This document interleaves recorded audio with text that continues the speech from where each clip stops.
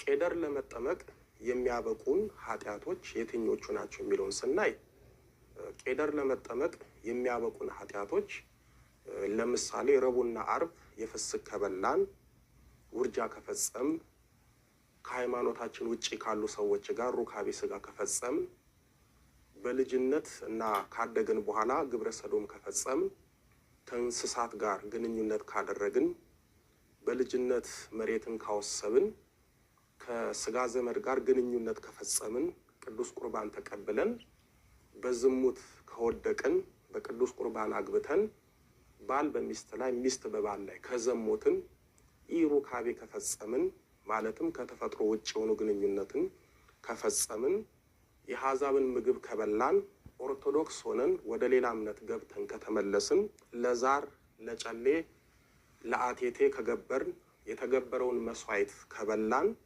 ጠንቋይ ቤት ከሄድን ዛር አንጋሽ ጋር ከሄድን ግለ ወሲብን ከፈጸምን ሴት የወር አበባዋን ሳትጨርስ ግንኙነት ካደረግን ወንድም የወር አበባ ካልጨረሰች ሴት ጋር ግንኙነት ካደረገ ጫት ሲጋራ ከተጠቀምን ወዘተ ቄደር የግድ መጠመቅ አለብን። ወዳጆቼ ልብስ በሳሙና ይታጠባል፣ በመጨረሻም በኦሞ ተዘፍዝፎ ይለቀለቃል።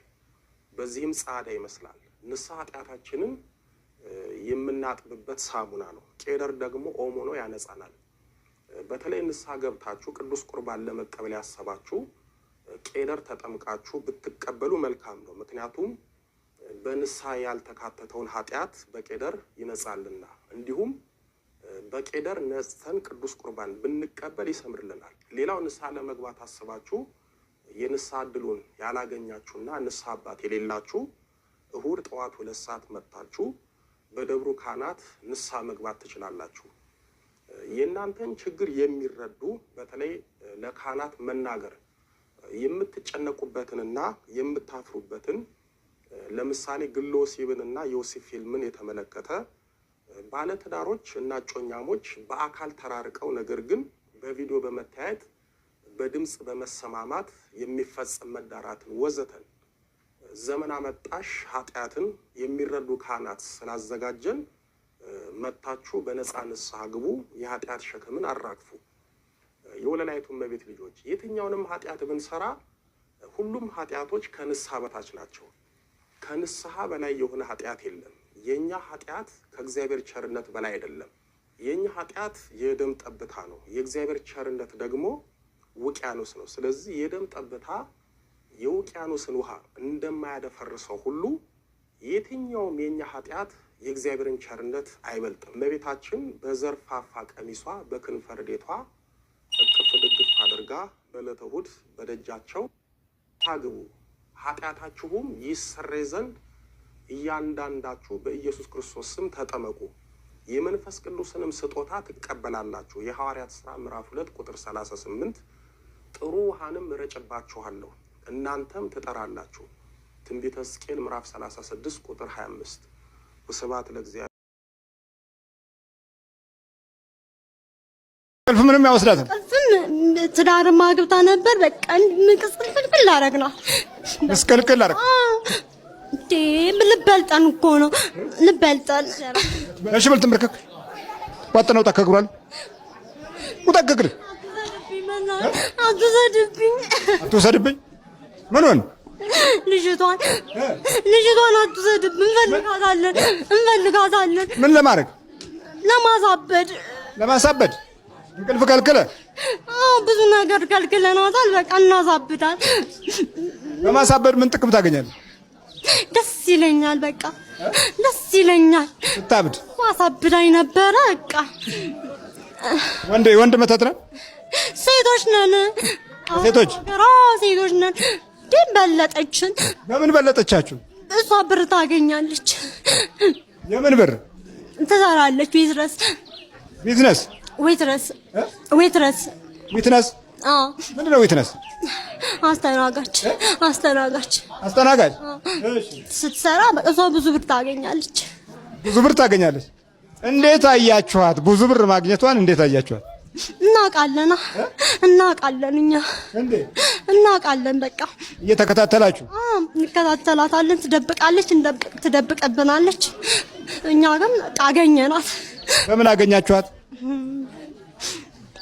እዚህ ልከን ሰይጣኑ ከዚህ ሀገር ነው የሄድከው? ላክንና ለዘመድ ፓስፖርት ምናምን እንደው ምንም ሳታወጣ? አይ በዛው ነው እጄ በቃ ሰራንላት።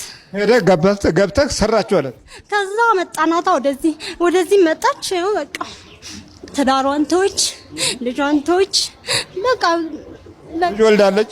ወላ አታየውም። የት ነው ያለው ልጇ? አባቱ ጋር። የት ሀገር? እዚህ። ስንት ናችሁ? 5 ሰይጣን አጋንንት ቡዳና መተት በኢየሱስ ክርስቶስ ስም፣ በስላሴ ስም፣ በወላዲተ አምላክ ስም፣ በቅዱስ ሚካኤል ስም ወደ ሲኦል እንገባለን። ቶሎ ሰባትጩ ነው ቶሎ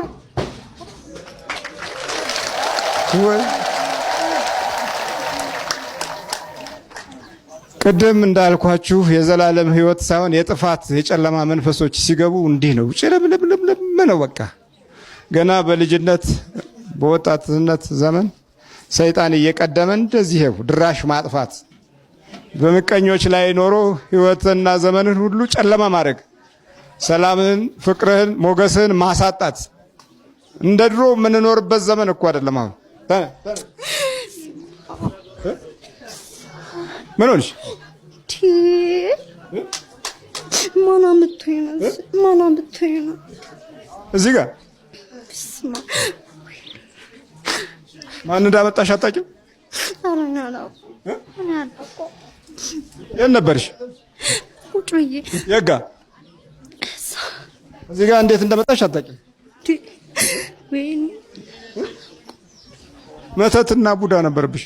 ምኑ አንቺ ውስጥ ነው መተት ቡዳ፣ እንቅልፍ የሚከለክል ሰኝተሽ የማያስተኛ አልጋ ላይ ብቻ ጉልጥ የሚያደርግ እንቅልፍ አይወስድሽም። አልጋ ላይ ተኛለሁ አያስደኝም። አልጋ ላይ ተኛለሁ ግን አያስደኝም። ታዲያ እንዴት ነው የምተኘው? ዝም ብዬ በቃ ተኛለሁ። ዝም ብዬ ተኛለሁ። አስባለሁ። ዝም ብሎ ምን እንደምታስቢም አታውቂም። እኔ አላውቅም ምንም። ግን በቃ እንቅልፍ አያስደኝም።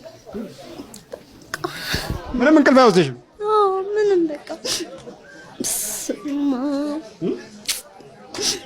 እዚህ ጋር መምጣትሽን አታውቂም? እኔ አላውቅም። ማን አምጥቶኝ ነው? ማን ያመጣኝ? እስቲ ጠይቂያቸው። አላውቃቸውም። ደግሞ እግርሽን ሊቆርጥሽ ነበር ቡዳው። በጣም ነው የሚበላኝ ምናምን ትዳሬንም ምንም በቃ ተለያይቼ። ልጅሽንም አትጠይቅም? አላየውም። አይናፍቀኝም ነበር በቃ እንደዚህ ነው። ይኸውልሽ በቃ በይ በርቺ። እስቲ በደንብ ጸልይ። ማተብም ምንም የለሽም። እየበጠስኩ ትበጥሽዋለሽ። ምንድን ነው? ለስላሴ። እሺ ወርቋን የእጇን ወርቅ ያመጣኝ ማን? አንቺ እህቷ ነሽ?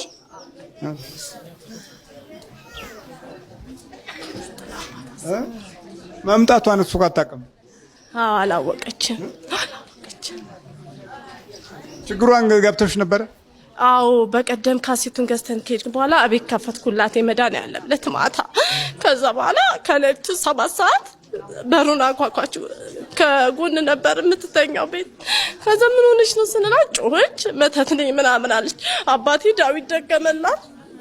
ከዛ በቃ በዛ መሆኑን አወቅን። ያዛ ይዘና መጣን። ሱካ ያወቅሽው እዛ ሲዲውን ከፍታ በማየት ነው? አዎ በማየት ነው። ሲዲው ጋር ማይ እናቷ ናት እሷ። ስታዩ ምን ተሰማሽ? የእርሱ እዚህ ጋር ምናምን እባብ ምናምን የሚታየኝ እርሱ እባብ ምናምን የሚታየኝ። የማን ላይ? እርሱ ላይ እባብ። የት ጋር? እዚህ ጋር ፂሞት ጋር ምናምን። ምን አልሻችሁ? አልነገርሻችሁ? ጸሎት ጽኑ። በቃ ጸሎት ምግብ ይሁን። አናስተውለውም እንጂ በደንብ ሁሌ የማናቆርጥ ከሆነ ጸሎት ካለን አይርብህም። በምንም መንገድ አይርብህም። ጸሎት ካለ ሁልጊዜ ረሃብ የሚለውን ነገር አታውቀውም። ረሃብ የሚጸናበት ሰው በመሰረቱ ለጸሎት ምንም ቦታ የማይሰጥ ሰው ምልክት ነው። ጥማት የሚባለው ነገር በጣም ህይወትን እስከምታማርር ድረስም አይጠማህም። ጥማት የሚለውን ሳታውቀው ትጠጣለህ። ግን ምጸልይ ከሆነ ጥማት የሚባል ነገር የለም አለ። የሱ የእግዚአብሔር አምላክ ሰው በእንጀራ ብቻ አይኖርም የሚለው መንፈሳዊ ኃይል አስቡት እና በጸሎትም ጽኑ። ሲበላ ራሱ የሚገቡ ራሱ እንደ ሰው ቆልባ በቀን ስንት እንደው ቢያስን ስንት ያስበላል? ስንት እንጀራ ያስበላል? እንዳንተ ብትገምተው ማለት ነው። ቢያንስ አንድ ጊዜ ማሽን ላይ ነበር የምሰራው። የሆነ ይሄ ጣውላ ማሽን ቤት ነው የምሰራው። 4 ምግብ በልቼ 4 በየነት በልቼ ሴትዮዋ ራሱ ደንግጣ ሁለተኛ እኔ ብሩን አልፈልግም ሁለተኛ ደጅ እንደመጣለች ደጅ እንደደርሳለች። ታምር ነው። እሱ አይደለም የሚበላው መንፈሱ ነው የሚበላው። ይሄ አያስቅም። ይሄ ሁላችን ላይ አለ፣ በእያንዳንዳችን ላይ አሁን በልተን አሁን የሚርበን አሁን በልተን አሁን የሚርበን ጾም እንዳንጾም የሚያደርግ አጋንንት አለ። ፈርታለች ማለት ነው ሴትዮዋ ፈርታለች። እሷ ብቻም አይደለም በንጋታው እዛ ማሽን ቤት ተቀጥሬ የሚሰራበት ቦታ ራሱ ሴትዮዋ ባለቤቱ ማሽኑ ባለቤት እሷ ቁርስ ብላ እዛ ቤት ሄድና ቦምቦሊኖ ብላ እኔ ከፍላለሁ አለችኝ። እኔ በዛን ጊዜ አዲስ ነው የመጣሁት። 12 ቦምቦሊኖ በላውና 2 በእጅ ይዤ ሄድኩት። ከዛ ሴትዮዋ ብር ልከፍል ስትመጣ ስንት ነው የበላው ስትለው 12 በልቶ 2 በእጅ ይዤ ወደው አላችሁ 14 ቦምቦሊኖ። አዎ ኧረ እኔ አይመለከተኝም ሰውዬን ጠይቀው አለች። እሷ ባለ ንብረቱ እሷ ነች መጀመሪያ ያዘዘችው። ከዛ በኋላ እኔ እንደዛ እንትን አልኩት። ያው ሰራለሁ እንደምንም እንደሰው ከሰው በላይ ነው የምሰራው። ምንም ገንዘብ ኪሴ ይቀመጥ ሲበላ ሆዴም አይቀመጥልኝም። ያው እዚህ እንድስቋጠር ትውላለህ። እንዲህ ስቋጠር አታነብ፣ አታስተውል፣ መንፈሳዊ ምርምር አታረግ። የሀገር ቁጭት የለ፣ የዜግነት ፍቅር የለ፣ ምን የለ። ስትቋጠር ተቋጠርክ እኮ ተቋጥረሃል ቃል እኮ ያው እኮ እዚህ በምትቋጠረው ድልም እንደዛው ነው እኮ። የዛው ምልክት ነው ይሄ፣ የመታሰር ምልክት ነው። ሰው እውቀቱን ያሻሽላል። ምን ይላል?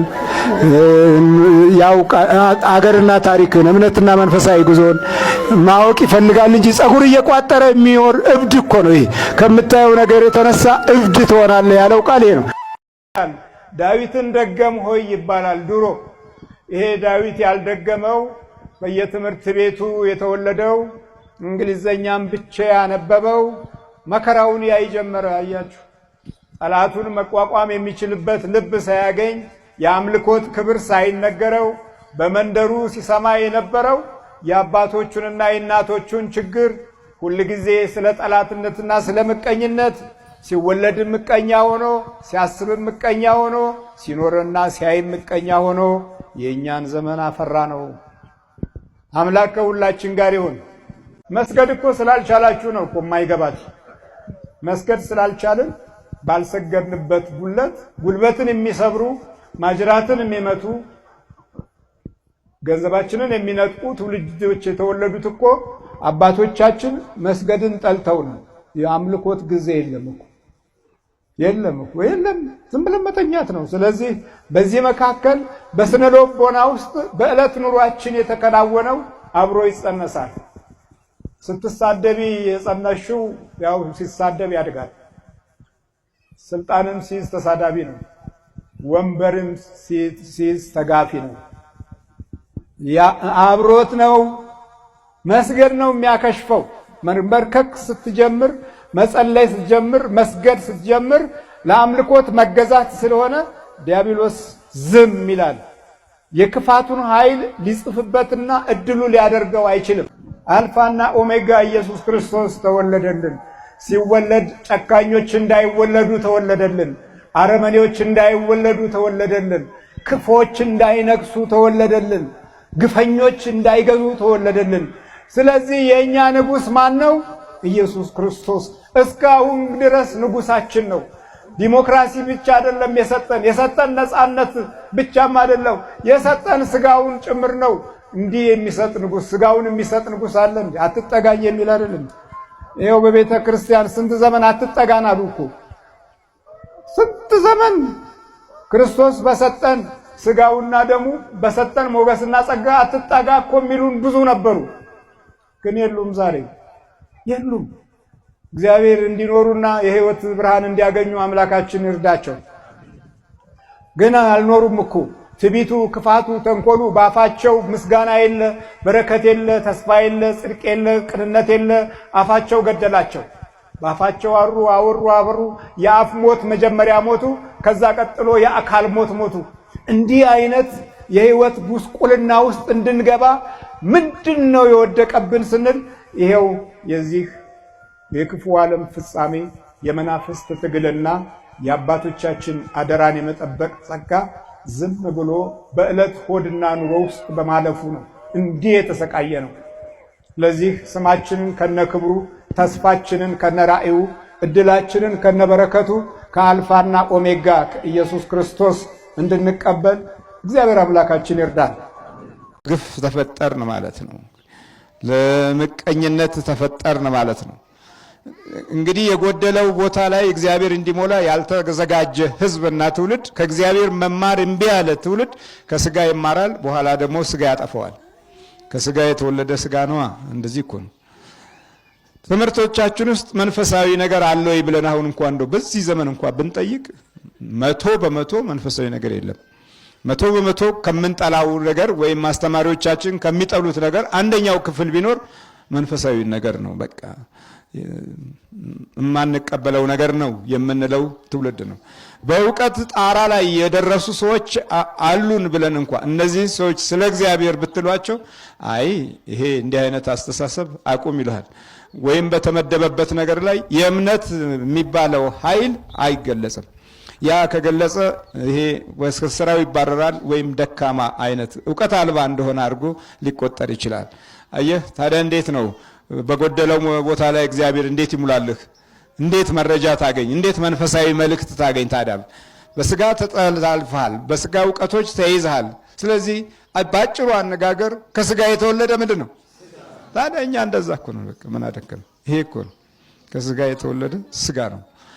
አባት እናቶቻችን እኛን ለማስተማር የሚያደርጉት ድካምና ሩጫ ለትምህርት ቤት ለመክፈል፣ እርሳሱን ለመግዛት፣ እስክሪብቶውን ደብተሩን ለመግዛት፣ ሌላም ዕቁቡን ለመጣል ለወደፊቱ በማሰብ የነገውን ጊዜ ዘመን ዝም ብለው ሲቆጥሩትና ሲሮጡበት ኖሩ እንጂ አምልኮት አላሳዩህም።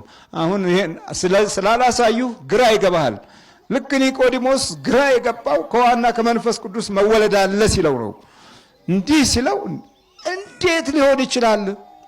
ፍልስፍና ተደበላልቆበታል። ዛሬ በየትኛውም በመንፈሳዊም በዓለማዊም ትምህርት ቤት እንኳ ፍልስፍና ተደበላልቆበት አሁን እንደውም በዩኒቨርሲቲ ተቋም የሰይጣን ወንጌል እየተዘጋጀልህ ነው። ሰይጣኒዝምን የሚገልጹ ትምህርቶች ይተላለፋሉ። ሰይጣኒዝምን የሚገልጹ ክፉ መንፈሶች በመጀመሪያ ሲጀምሩት ሃሎዊን ብለው ጀመሩ። የሰይጣን በዓል አሉ። ከዛ ዲሞክራሲ ነው ችግር የለም። ከዛ በኋላ ቀንድ አበጅቶ ምን ብሎ ዘፋኞችም ያንኑ ጀመሩ። አሁን ብዙ ቀንዳሞች እየተወለዱ ነው። ብዙ ቀንዳሞች አሉ። ትልልቆቹም ለዝናቸው ሲሉ የዓለም መናፍስትን ወደ ሕይወታቸው መሳብ የተለመደ ሆኗል። ከአብሮ አጋንንት እንዲወለድም እንደዛው በር ከፍቷል። በእኛ ዘመን ደግሞ እነዚህ ልክስክሶቹ መንፈሶቹ እንኳ ይኸውና እንጀራ በምን በላ ብለው የሚናደዱ የኛ ደግሞ ጦሰኞች ናቸው እኮ። ቢያንስ እንኳ ለምትበላው ነገር እንኳ በጎ አያስብም ውስጥ ሆነው እና እንዲህ አይነት የመናፍስት ዘመን ላይ መድረሳችን አንዱ ትልቁ ችግር ነው። እና የእስራኤል መምህር ስትሆን ይህን አታውቅምን? እውነት እውነት እልሃለሁ የምናውቀውን እንናገራለን፣ ያየነውን እንመሰክራለን፣ ምስክራችንን አትቀበሉትም። ስለ ምድራዊ ነገር በነገርኋችሁ ጊዜ ካላመናችሁ ስለ ሰማያዊ ነገር በነገራችሁ እንዴት ታምናላችሁ? ውሃ ምድራዊ ነው አይደለም? በውሃ ትድናለህ ሲለው እንዴት ሊሆን ይችላል? በውሃ መንፈሳዊ ልጅነት አለ እንዴት ሊሆን ይችላል? ከዛ በኋላ መንፈስ ቅዱስም በንፋስ ሲነግረውም እንዴት ሊሆን ይችላል? ተው እኮ ንፋሱን ታየዋለህ። ይሄውና ያለን በንፋስ ቻይና እና አሜሪካ ንጹህ ንፋስ አጥተው አሁን እየተቸገሩ ነው።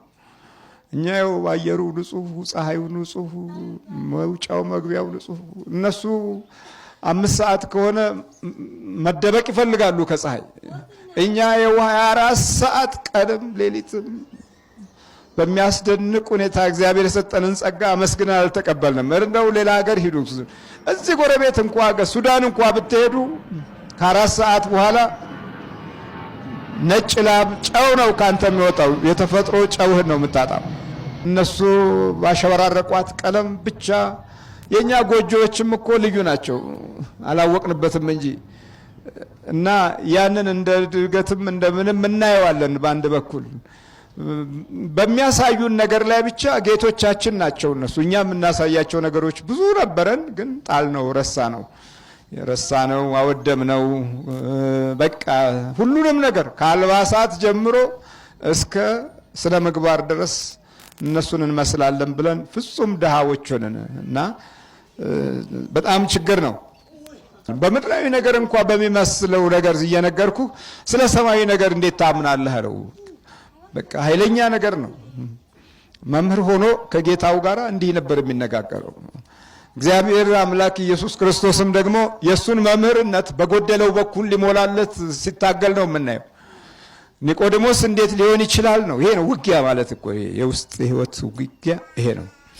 ከዛ ከሰማይ ከወረደ በቀር ወደ ሰማይ የወጣ ማንም የለም፣ እርሱ በሰማይ የሚኖረው የሰው ልጅ ነው አለና ሙሴ በምድረ በዳ እባብን እንደሰቀለ እንዲሁ በእርሱ የሚያምን ሁሉ የዘላለም ህይወት እንዲኖረው እንጂ እንዳይጠፋ የሰው ልጅ ይሰቀል ዘንድ ይገባዋል አለና የራሱን መስቀል ደግሞ ነገረው። ለምን?